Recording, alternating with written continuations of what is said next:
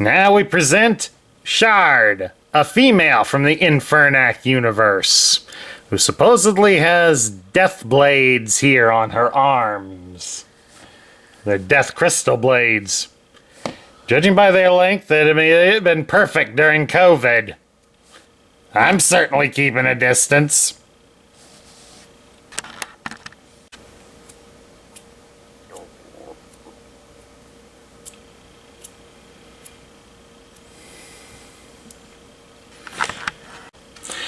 Hello everybody, Sparkster1701 here.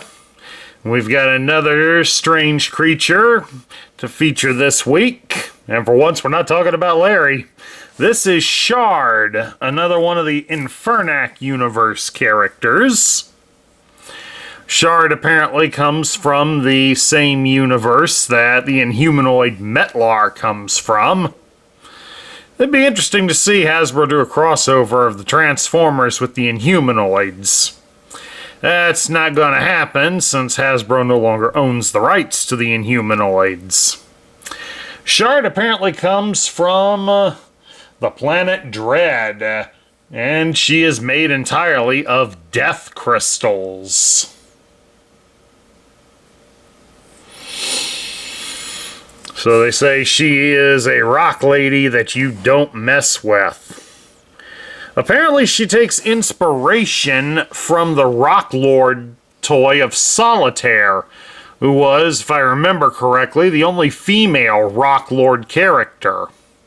However, Solitaire was done up as a blue and white diamond, whereas Shard here is predominantly green, so beyond the fact that they're both female, I don't see where the inspiration comes from.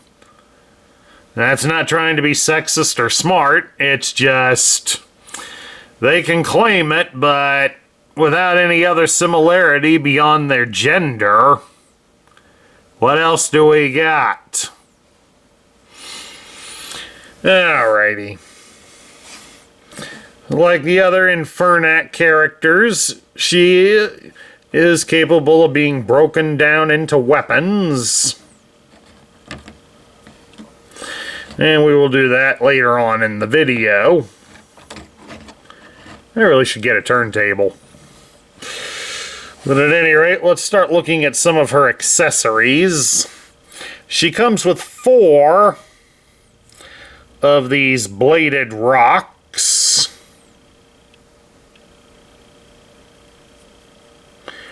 There's just a post on the one side of it to help connect it to her hands. And of course her hands are also large enough that you can put a second one in her hand at the bottom. And then she has twin blades. However, I kind of like the one blade style, but hey, to each their own. See, there's 2 of them. And I got the other 2 stored on her back, simply to keep them out of the way. There you go, 4 of them. Alright, she also has 2 of these larger rocks. These kind of serve as the air intakes for her alternate mode.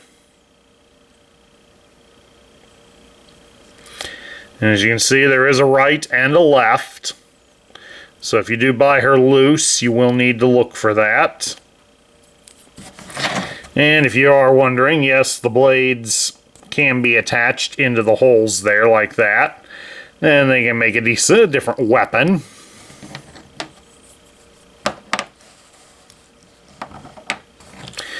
And she also has a couple of rock panels,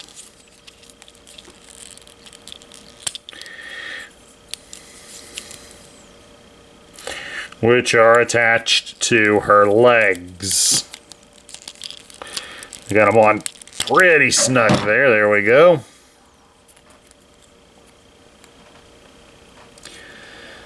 They are sort of similar, but not entirely. If you take a closer look, you can see that there are some subtle differences between the two. They don't really designate one as a right or a left, which is a shame. That would be a way for collectors to know if they've got it correctly. But here on the back, there is a way to tell. Trying to get it so it shows a little bit on the camera. There we go. You can see there is an inscription in that section above the post. One says BL1 and the other says BR2. So if you are buying this loose, that is something to look for. So do bear that in mind if you do buy her loose. Sliding away all of her accessories, we'll take a look at her articulation. You can turn her head from side to side. It is not on a ball joint, so it cannot move up and down. You can raise her arm at the shoulder about so far, and her arms do rotate at the shoulder all the way. You will have to move it slightly to clear her shoulder pads. You can bend her arm at the elbow 90 degrees, and she does swivel at the bicep, so she has G.I. Joe battle grip. Maybe she's emulating the Ninja Force version of Scarlet. Had a green costume as well. She can be twisted at her hips. Not very much, but enough to get some dance moves going. You can spread her legs apart into a full splits. She has a thigh cut down at her knee, but of course the legs do separate at the knee, as you just saw. One extra piece to watch for is the fact that her legs do come off. And as you can see, there is a clearly defined right foot and left foot because of these portions here at the side. You can raise her leg at the hip 90 degrees, you can bend her leg at the knee 90 degrees, and she does have articulation at the ankle. So all in all, she does have great articulation for a toy of her size. And as you just saw, the arms also come off. So you also have arms and legs to look for on loose figures. Alright, let's transform Shard. But of course, one of the first things we did is we reattached the panels on her leg, because they will be needed there. Okay, we start by taking her arms, rotate them at the bicep, so that they're turned all the way around. And of course, once that's done, we'll pop open her shoulders, fold them to her back. Then we'll take her chest piece, and we're going to fold it and her head up and into the back. Fold the head section first, then adjust the chest to form the front of the helicopter. We'll come to her backside and we're going to fold down the tail section. We'll come back around here to the front. You'll fold her feet up at the ankle so that her toes point downwards. Turn her legs at the knee so they're facing the opposite way, so that they're facing to the sides, and then press them together like so. Because then we're going to come down here, you're going to separate the legs at the hip and fold it forward like so. But not all the way, just like this, because we're going to take this section here and it needs to be folded flat against her. Of course, there's grooves here in the tail section of the chopper to fit her. Then you can fold it all the way down and snap the chest piece into her feet.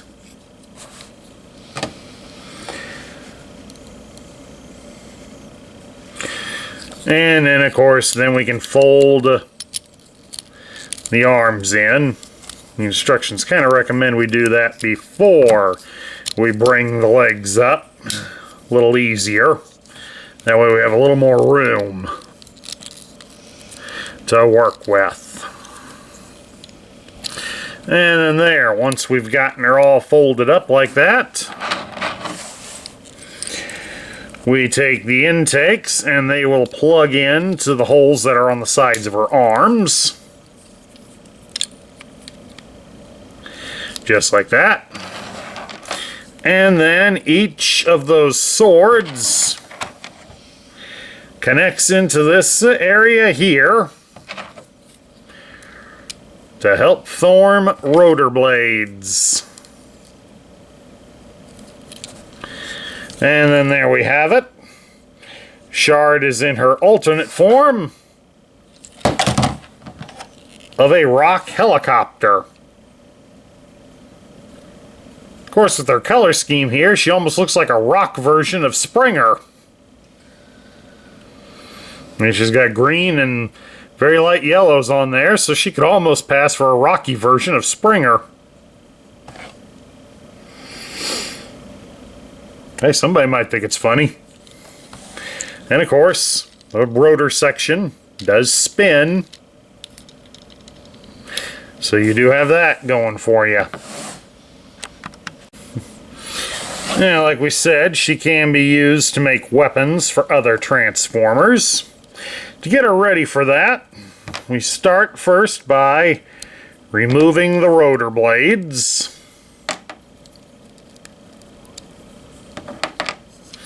We'll remove the intakes. We remove the panels from the side.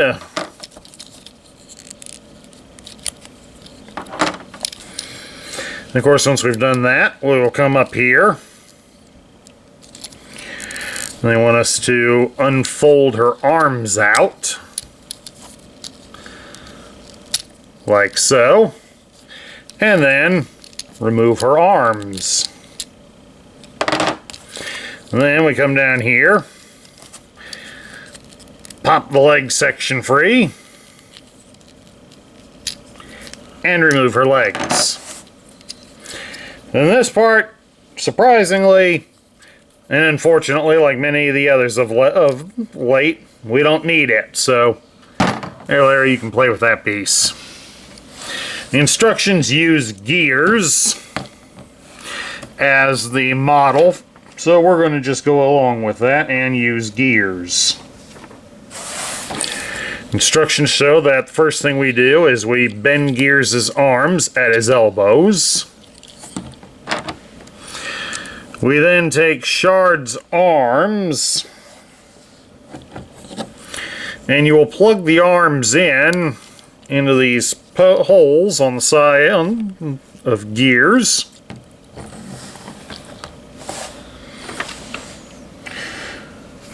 And then we take his gun out, and we put his gun in one of the other arms. I'm guessing Gears is about to go looking like Goro from Mortal Kombat.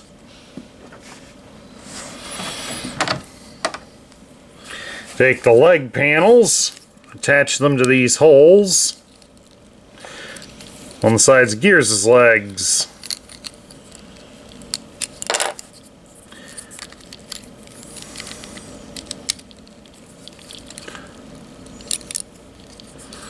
The problem we have with that is that they do not fit very well. As you can see, they keep pushing them in and they just fall right out, so heck with that.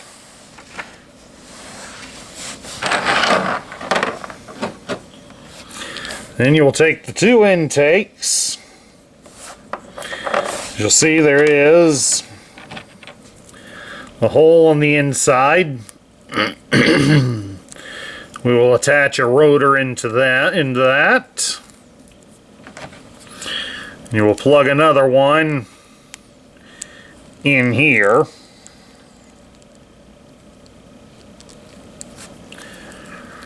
These don't want to really connect very well. There we go.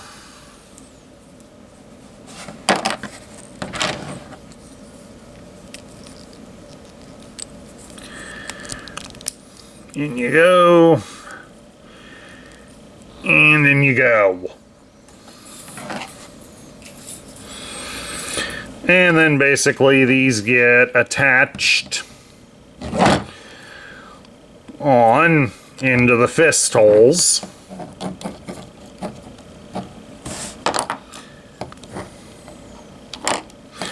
Well, this can't be right. Let me check things. Okay, I figured that out. Have the blades, the ones that attach on the inside, have them point in the direction opposite the post. So that way we can attach them like so into the one hand. And then her legs can then be put into the other hand.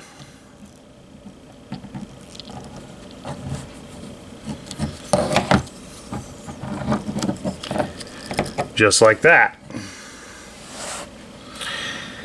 And there we have Gears, armed with rocky weapons that look rather ridiculous. So now we get down to my thoughts. I like the execution that was done with Shard. It's a shame that unfortunately she won't get any other backstory or anything to further elaborate her character. Which is kind of a shame, because this is one of them I would have liked to have seen be given a little more development as a character. Partially due to the fact that it's a female transformer, but the idea of it being one that's from a different dimension and of a totally different type of being certainly opens up a realm of possibilities. Especially with them stating that basically she's made of death crystals. I'd have liked further elaboration on it. The toy, however, well, the toy's a mixed bag. The robot mode, it's okay. It's certainly nothing to write home about, but it's serviceable. The helicopter mode, it's kinda cool. It looks interesting to say the least. The weapon mode, that sucks. I'm just going to come out and flat out say it. It sucks. I don't mind the fact that they chose Gears to be the model, but unfortunately the leg panels don't fit very well in Gears' legs due to the way that his rear wheels are attached on there. So they don't stay on, which means they're going to fall off and they're going to get lost.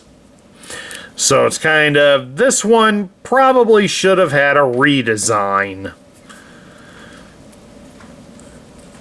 So, this is probably one of them that, well, if you like the idea of a rock helicopter, you're probably going to want to pick her up. If you're not enjoying the thought of a rock helicopter, this one's likely a pass. At any rate, that's my review of Shard from Legacy United. I hope you all enjoyed it. Please do remember that if you love the content we feature on this channel, I would enjoy a like, a share, and a comment, and please do subscribe if you haven't done so already. This is Sparkster1701 saying I'll catch you all later.